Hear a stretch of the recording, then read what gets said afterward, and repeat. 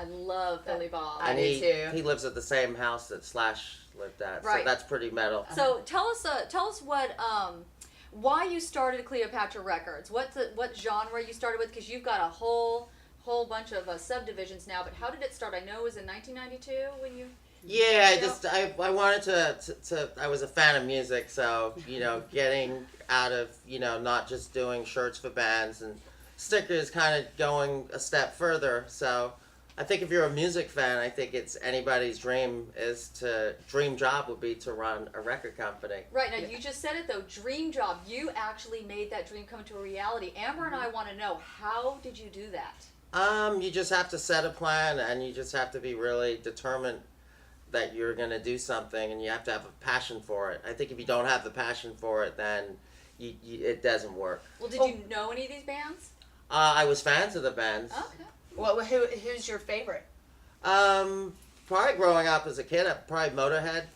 Yes, Yeah, Lemmy. there we The ultimate rock and roll band. Absolutely. I was just with him at the Roxy last week.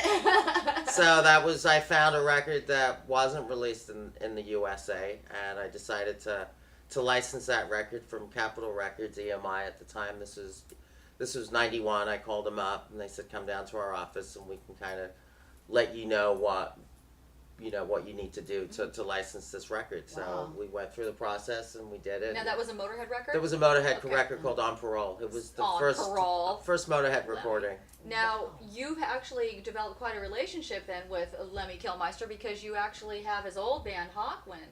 We licensed that Right. also from EMI, Capitol Records, and Lemmy was on a good portion of the tracks. Awesome.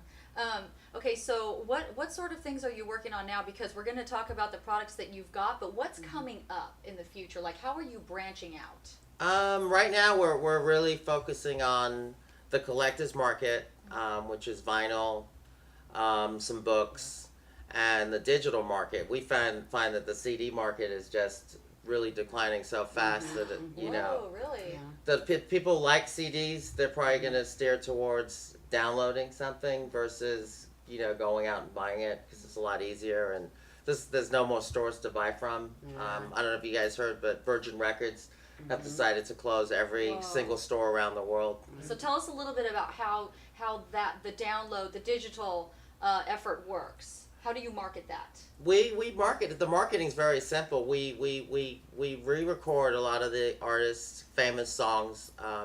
We just recorded, there was a show on the top hip-hop artists of all time on VH1, and now over a couple of months we've got 20 of those bands now. We've got Sugar Hill Gang, Curtis Blow. We're working with all these classic hip-hop artists that we've got their big songs that sold millions at the time. And now we struck a new deal with the artists, and they get a good royalty rate and a good advance, and everybody's happy. Everybody's happy. Now, how do you get most of your bands? Because I know Iggy Pop just called you to approach you with the product. Does it usually work where the rock star or their people call you, or do you tend to more go after them? I think it's vice versa. I would say that we're aggressive going out for people to get people. Who do you really want you haven't got?